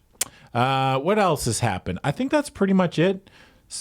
New Day are the tag team champs. Shinsuke Nakamura is the Intercontinental champ. Bray Wyatt's still the world champion. It's been fine. It was very easy to get through SmackDown. I think that is the most we can almost ever hope for. I was thinking about this a lot. Raw is so long. Yeah, but it's weird like that I am more than happy for wrestling to be just okay. You know what I mean? Yeah. Because it doesn't have seasons, right? Right. There's no downtime. There's no breaks. So the longer periods that wrestling stays okay is a benefit for all of us. That's like almost the best. I don't know if that's sad that that's the best I can hope for. It's like, I just hope it's okay. The Street Profits have a recurring segment that's just SNL's Weekend Update. They call it the night after the weekend update, and they have a laugh track, and they do like jokes about wrestling storyline stuff, like the weekend update. That sounds awful. It's like medium funny. Like some of the jokes are pretty good, but the laugh track like really hurts it. Laugh track. Yeah, I don't know why. Graham, it's 2020. I know. They're trying to it's like they're trying to be like, well, SNL has a studio audience, so we'll pipe in a studio audience, and it's like, motherfuckers, you have a studio audience. Why don't you just make your audience laugh? Just write good jokes and they'll laugh. I was gonna say, write good jokes and they'll laugh. You don't need to pipe it in. You have an arena full of people. Yeah. Oh, that's wild. Yeah, so the women's division on Raw, Asuka, Becky. Wait, the Iconics are on Raw? Yeah. Oh, they've disappeared. No, they're not. They're not on Raw. Yeah. Naomi, technically on Raw. Mm-hmm. Natalya, supposedly on Raw. Sarah Logan, also supposedly on Raw. Mm-hmm. Huh. Yeah, they've been non-existent. No.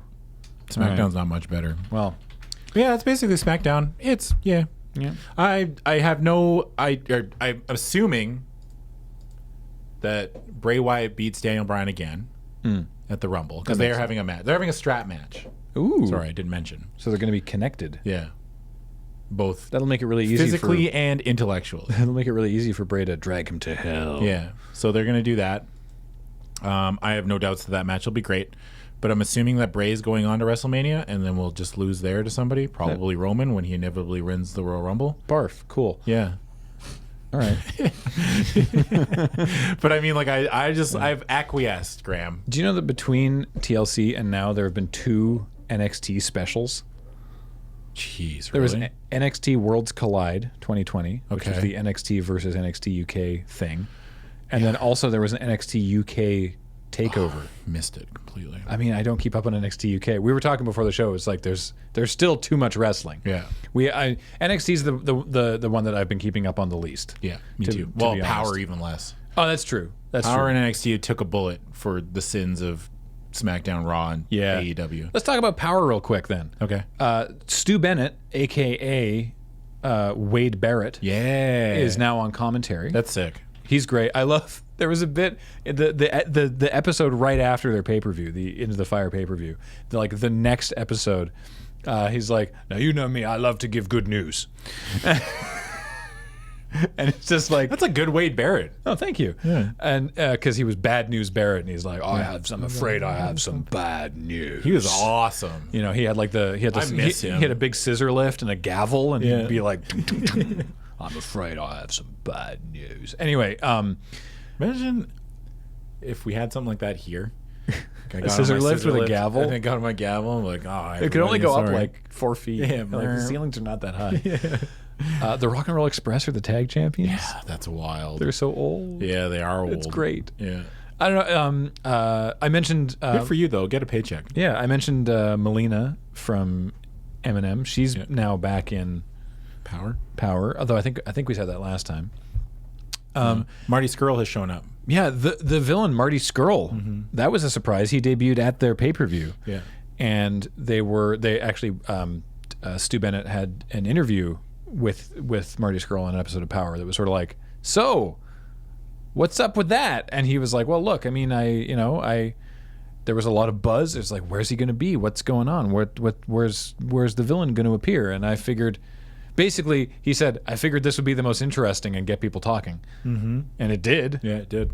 As witnessed I thought by he was the a words shoe-in coming for out of my mouth. AEW, to be Oh, honest. yeah. 'Cause they're all friends. Like, he's friends with all those dudes, right? Like the Elite and stuff. Well, he's like probably just like, I'll get there. Yeah, he probably just wants to. Honestly, Power seems like a lot of fun because they do their tapings. They're actually doing a taping literally today. They're doing today, tomorrow, and the day after. They're taping the next season of episodes. So you only have to do 3 days of work to be in a whole season of Power. That's true. Right? So it's like, cool. Do 3 days and then go do indie dates. Do whatever. It seems pretty good. Good deal. And I mean, how do they make money? Obviously not. They must make not that much money off ticket sales, right? probably not. Ticket I wonder sales where the majority of their income comes. Ticket sales can't be much because again they are tapings and there's only like 50 people in the room. Yeah. And then YouTube ad revenue, trust me, is not a lot of money. Yeah. And merchandise, I guess. and then I assume I guess they run live shows. I don't know. I honestly don't actually know, but I hope it's going well enough for them that they can keep doing like it. this isn't me like like I hope they fail. It's just like, man, it's bizarre to me to watch it, and I'm just like, how do they make money? So what I love about Power is it's digestible because they're each episode's only an hour. There's very little if any fluff. But it's just like, here's a quick match, here's some story stuff, here's a quick match, here's story, some different story, here's a match. But also just the vibe, just the it's very indie and it feels that way and it's great. Like I love when Aaron Stevens, formerly known as Damian Sandow, I love when he's cutting a promo and the crowd is just ripping into him and he's bantering with the promo with the crowd, and then occasionally like you'll hear one guy yell something specific and he'll respond to that guy. You know, like very intimate. It is. It's a very intimate setting. It's like you like the wrestlers are really there just like berating these like very small crowd of people in this TV studio. Have we talked about the question mark? Love the question. Yeah, Karate. What is it? The Mongrovian karate? Yeah, he's from Monrovia. The question mark. Yeah, so there's a guy called the question mark. He's a masked wrestler. Yeah. And people love him. People love him. He's the question. I think he's a bad guy technically. He's teamed up with Aaron Stevens. Yeah. And I don't know, people love him. Nick Aldis is so good at what he does too. Yeah, he's because he's such just the way he carries himself as the champion, right? Like he's professional and polite and like kind and proper and a real asshole. Yeah. Like he's like you'll hear him talk and he'll go on for minutes and you'll be like, God, what a great dude this guy is. And then he'll say one thing and you're like, oh wait. Oh no, he's an asshole. Oh no, he's mean. No, but it's just him as a champ, it's really, really good. I like also that he's like they introduced their mid-card title, or another one. They introduced the television title. They reintroduced the NWA television title, and they're having a tournament for the first champ of the current run of it. And he also entered that. And they're like, "Why are you entering? Like, you're already the world's champion. Why are you entering with the television champion as well?" And he's like, "Well, I mean, I don't have any other. Like, I've beaten everyone here.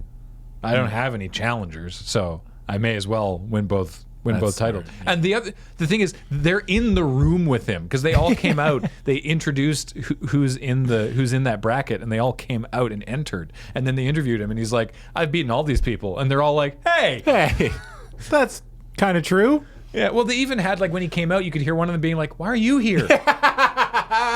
You're already. You can hear them murmuring in the background that they're playing it up. Yeah. Yeah. The only wrestler that I'm like, I don't know about this guy was, oh God, what's his name? The outlandish Zicky Dice. Is that his name? He's like shock blonde and has like a massive pink earring. Oh yeah. And a big beard. And he looks like someone. He looks like someone's dad dressing up like a member of the Rock and Rollers or something. Like I don't believe him in this costume. Yeah. And he just keeps yelling, "Outlandish!" And it's like, you seem like you're trying too hard. Yeah. But it's like somebody was like, "Hey, you want to be a wrestler?" And he wanted to be a wrestler his whole life, and they're like, "Yeah, gave him the opportunity." He's like, going all in. Yeah. Zicky Dice is indeed his name. Yeah. That's a like his Christian name. No, that's the name he has in the ring, okay, as far good. as I know. Good. Because there's no link to him anywhere or their question mark on Wikipedia. Yes, no. Some people have theories about the question mark. I don't want to know, but I don't know either. But currently, I believe his identity is unknown. That's amazing. So, karate.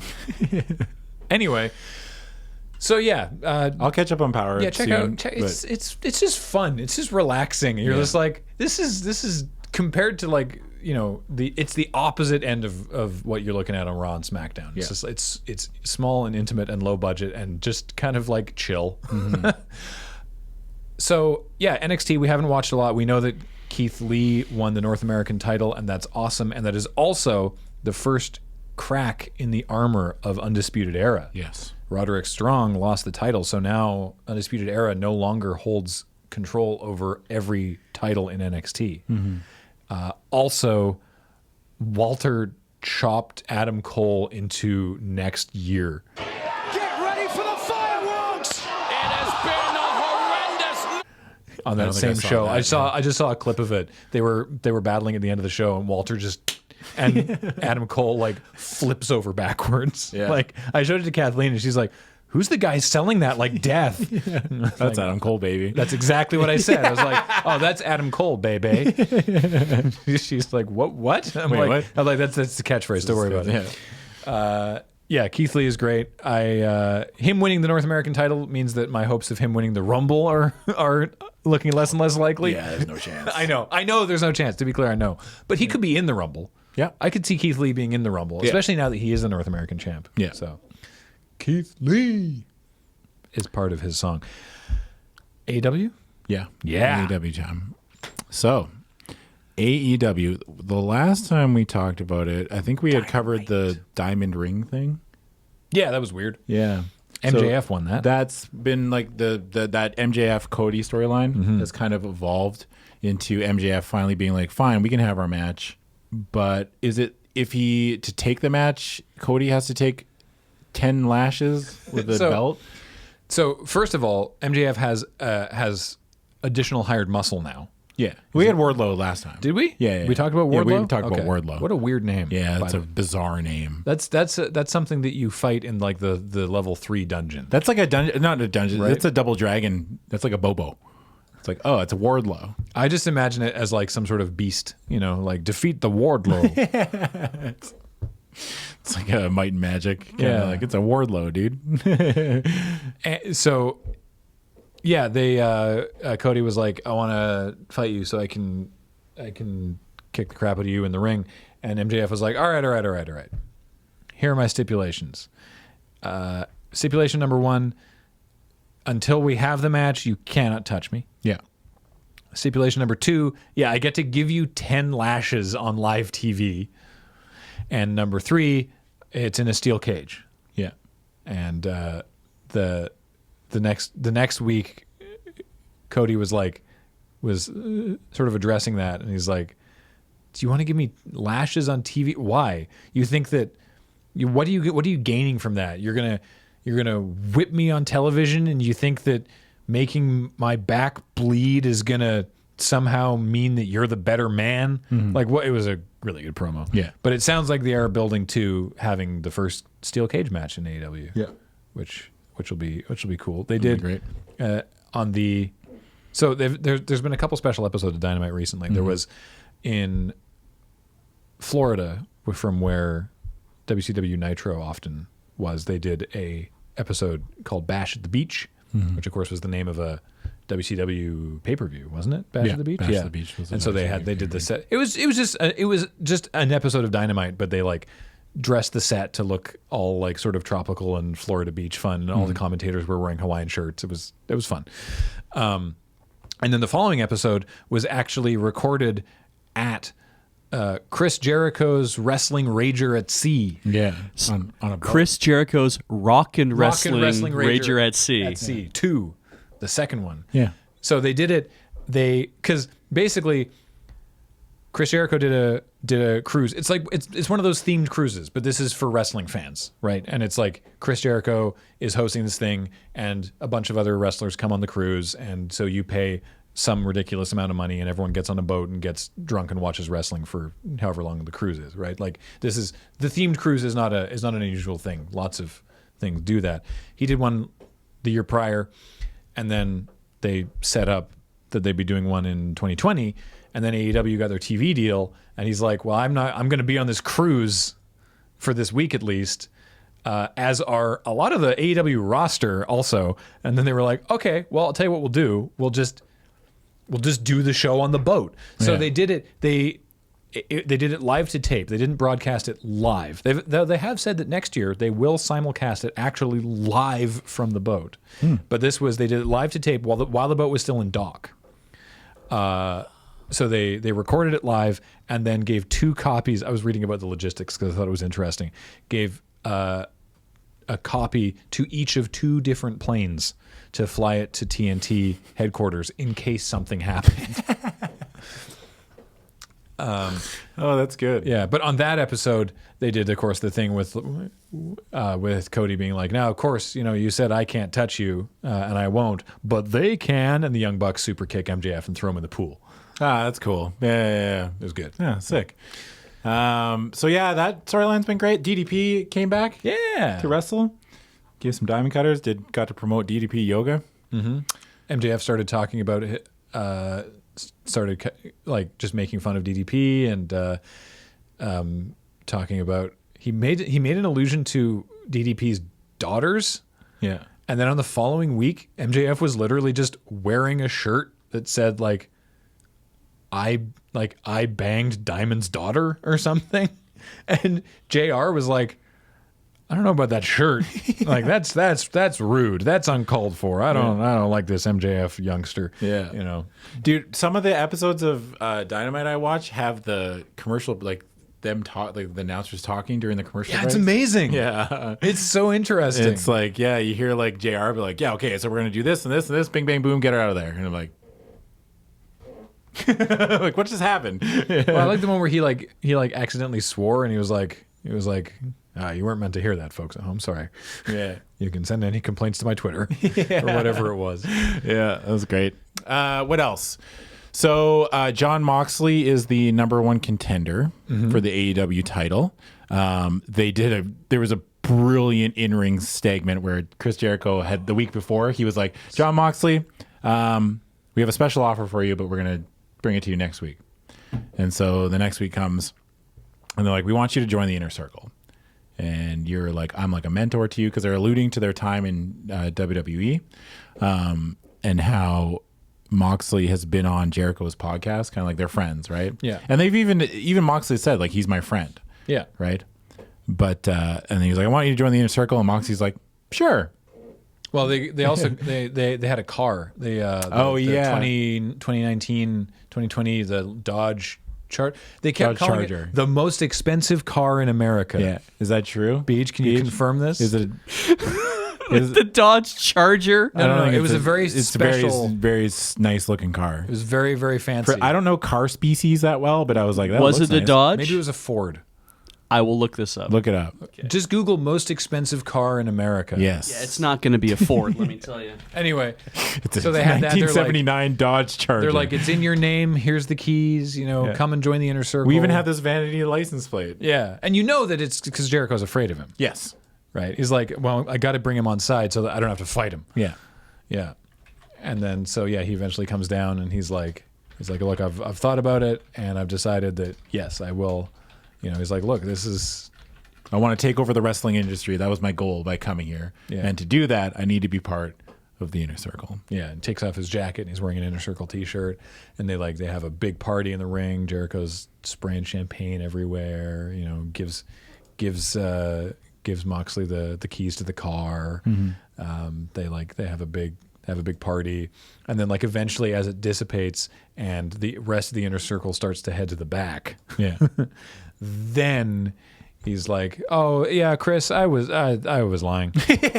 That's how he delivered it too. It's pretty funny. Yeah, he wasn't there was no melodrama. It wasn't like, Chris, I was lying. It was like, oh, I wasn't serious. Yeah, I don't want to join your crappy group. And then he attacked him. Yeah, beat the crap out of him with some of the bibli. Yeah, I think he broke a bottle over his head or something like that, and then went into the crowd and was like, I still got the keys. Yeah, and got in the car. Still got the car. Even with a Mox vanity license plate. And then the next week, they attacked Jon Moxley.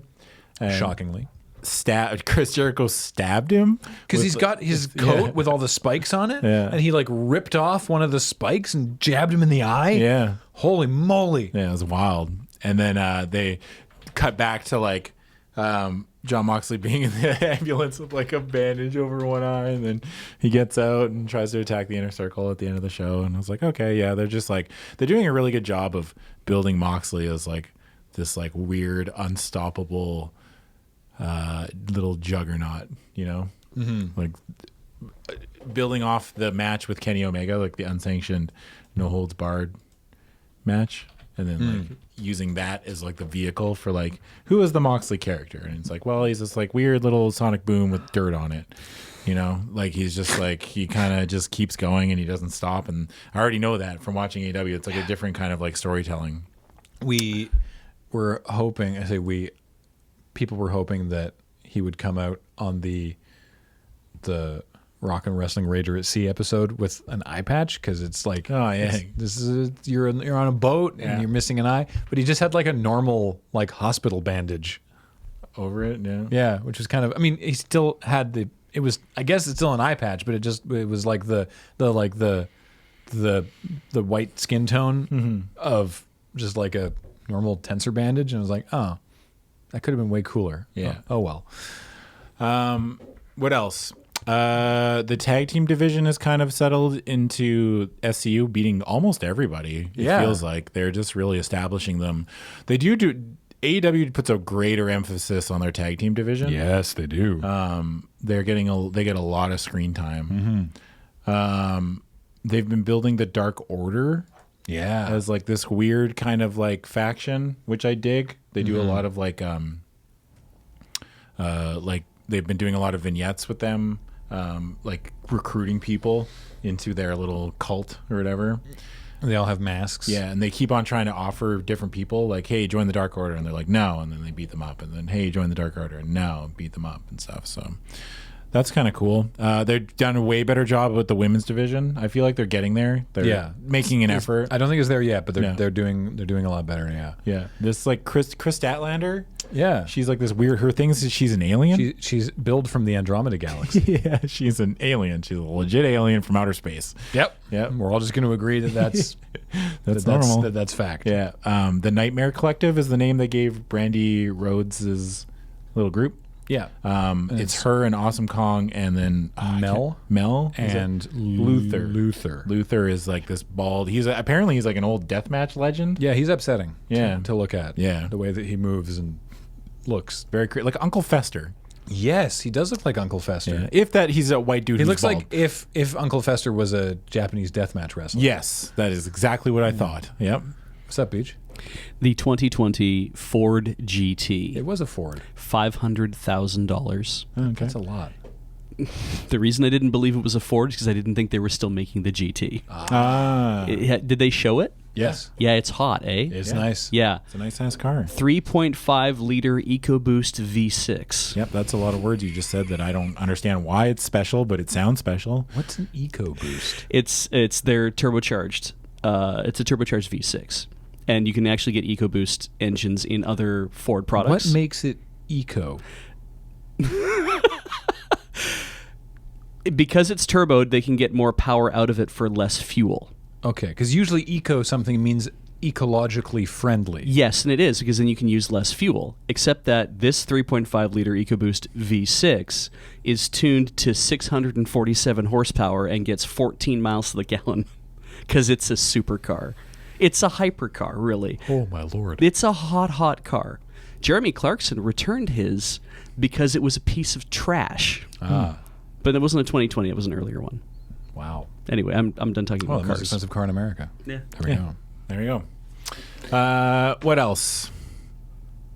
I feel like they would. Oh, the Kenny Omega. The Hangman Page storyline. Yes. So this has been awesome.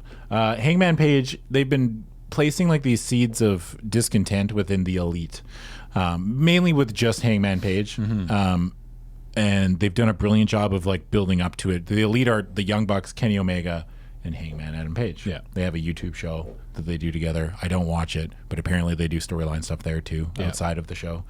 And Hangman Page has been growing more disgruntled, I guess, about this whole elite, like feeling left out, or for whatever reason, like feeling that he has been either disrespected or like misused or underappreciated Yeah. member of the Elite, where he's got Kenny Omega, who's called the best bout machine, and they call the Young Bucks the best tag team in the world, and then there's Hangman.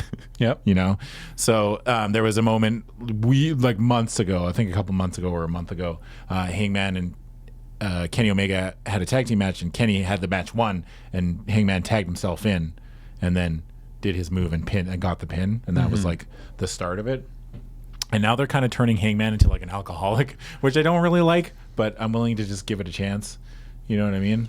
Have you noticed that every week they change? Because the way that AEW does their graphics is that they'll have like the person's name, and then they have like a subhead of like something that's relevant to the match. Yeah. Like for Chris Jericho, it's like 190 days as champion. Yeah. Or it'll be like if name wins this match, then something. And Adam Page's is different every week, and it's always funny. Yeah. Oh, really? Yeah. I didn't even notice. You didn't see when it said disillusioned millennial cowboy?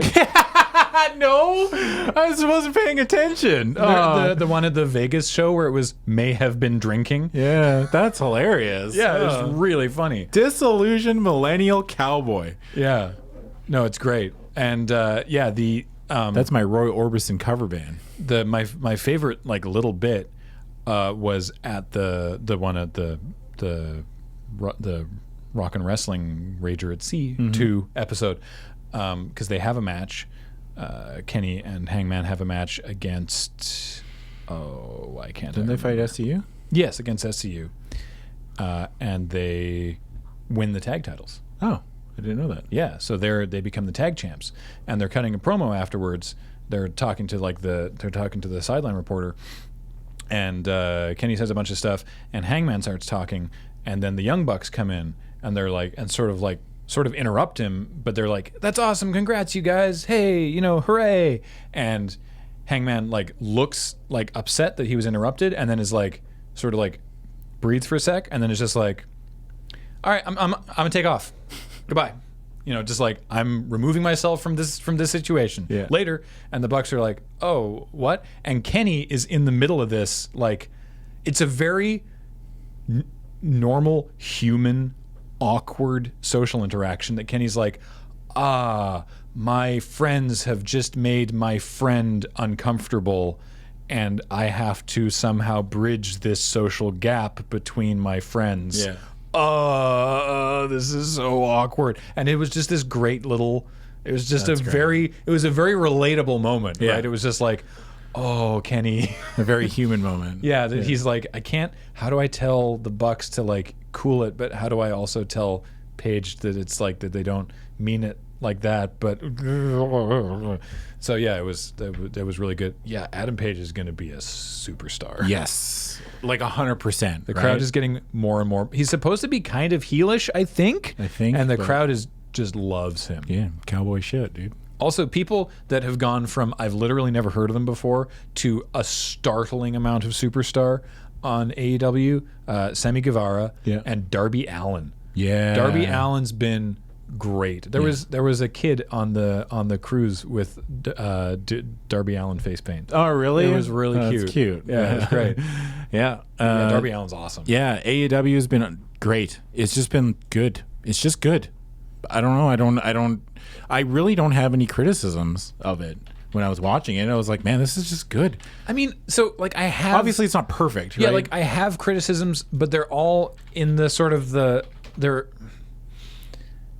they're all in the realm of like, that's obviously something that like sometimes you'll hear that they won't cut to the microphone quickly enough, where it's like you can hear that Justin Roberts is doing the ring announcements because you can hear it bouncing around the arena, and then it'll be like, ladies and gentlemen, the next match is for the champion, and it cuts in, and it's like, that's bad.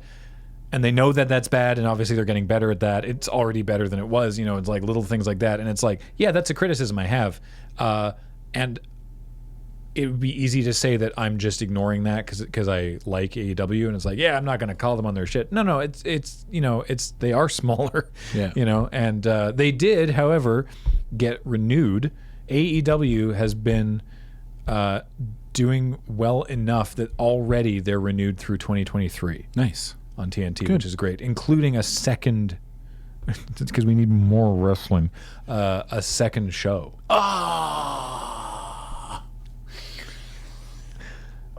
It might just be a wrap-up show. Who knows? Like Please, I'm begging you, make it a wrap-up show. They already have an hour of AEW Dark, which is great. Is the annoying thing, right? Like they already have a YouTube show that's just really good matches. I'm begging for help. I'm pleading for help, please. But yeah. What else? Is there anything else I need to touch on? Oh, they brought in Arn Anderson. Oh, it's like Cody's like little coach, and they've been doing things where like Arn will yell at him to do things during the match, and then Cody wins. It's like he's a coach. Yeah. Or like they'll do stuff like when they go. That's better than when they usually do coaches, where they just stand there or interfere. But no, like Arn will be like, "Get your knees up." Yeah. What else? I think that's pretty much it. AEW is really good. I need to watch the Cruise episode still, but it sounds Sorry like for the spoilers. That's okay. It happens. WWE's been fine. Yeah, fine. Wrestling's been fine. It's part of the reason that we haven't done a show for a while is that Raw has definitely picked up a bit in the past couple weeks, and for about a month there, it was very bad. Yeah, like it was just nothing. Dull and nothing happening. But as we lead into the Rumble and then into WrestleMania, they actually start to care more about storylines, and so it's it has seen improvement over the past several weeks, but it's still been like a bit of a slog. Mm-hmm.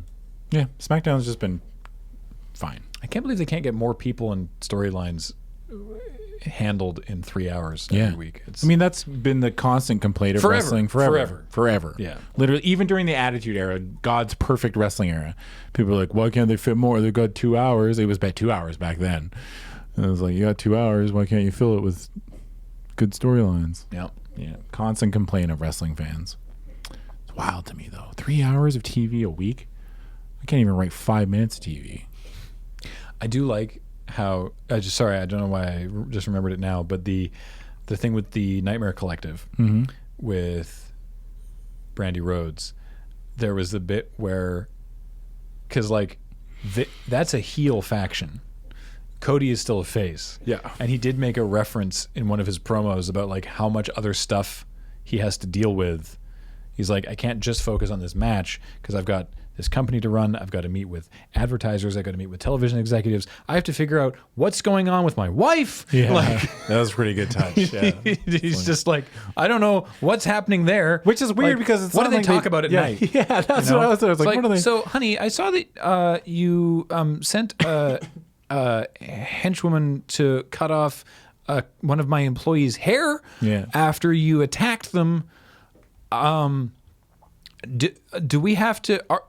Are you HR? Because I feel like I need to report you to HR. Yeah, or like they're at home and Cody's like, man, I really wanted to make a sandwich, but there's remnants of someone practicing the dark arts in the kitchen. Like, you know, like there's just like a cauldron or something, like sitting like, what do they do? Maybe he's been staying with Dustin recently. Yeah, it's like I'm gonna go hang out at Dustin's for a week or two until you aren't so occult. Yeah. The Dark Order people come over. Oh no! For poker night, something they're hanging out. Did you hear the latest fan casting of the fantasy booking? Is that because the supposition is that Matt Hardy is not going to renew with WWE when his contract is up, and people want him to be the leader of the Dark Order? Oof. Well, he would knock that out of the park, right? Wouldn't that be sweet? Wow, that would be good. It would be wonderful. They would let him do whatever he wanted. Yeah. Let's do that. I'm just thinking about it. Sometimes fantasy booking is great. Yeah, sometimes it is. Yeah. But yeah. All right. That's wrestling. Obviously, we'll be back with a Rumble recap at some point. Got any point. predictions for the Rumble? I have no idea. I have less idea who's going to win the Women's Rumble, I'll tell you that. Like last year, I was like Becky, and then it happened. This year, I got no idea. I don't know. And the Men's Rumble with Brock in at number 1, I don't know how that's going to go down. CM Punk at 30, baby. They were joking about not going to do it. He was joking about that with Renee. So on WWE Backstage, Yeah. right? Because CM Punk is on that show. It was him and Renee Young and Paige, and they were all joking. And she's like, "So you guys been training up for this Sunday, right?" And they're both like, "Oh yeah, yeah." Because neither of them, because Paige can't wrestle, and Punk is like, "No," you know. And he's like, "What was it?" He's like, "Yeah." He doesn't specify that he's talking about the Rumble. He just says, "Yeah, they wanted 28, but I wanted 30."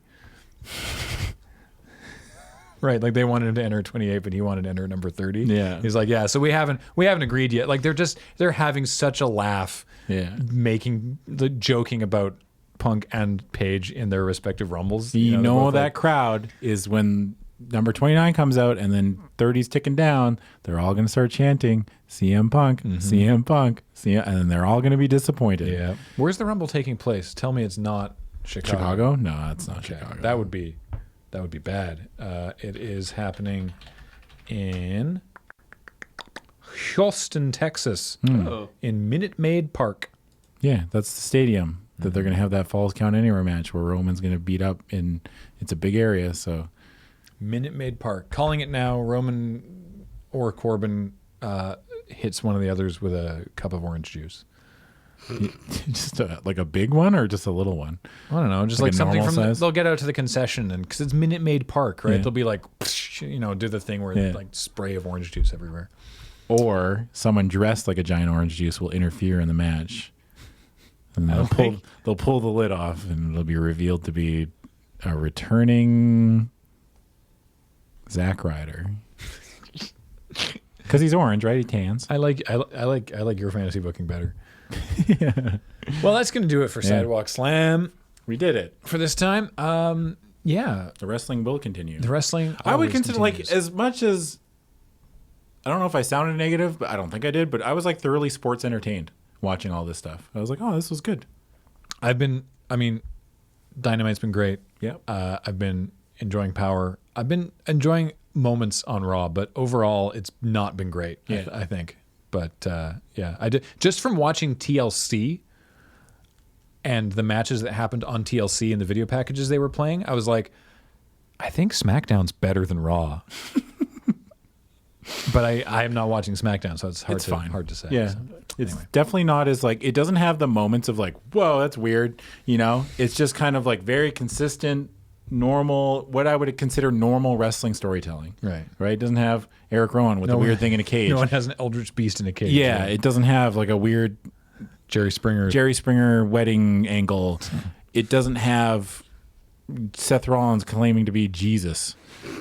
You know, that's the thing. Is like that's just for life. We have to take our Jerry Springer wedding angles with our Strange Things Trapped in Cages. Yeah, it's all a balance. Yeah, you can't have one without the other. Balance there must be.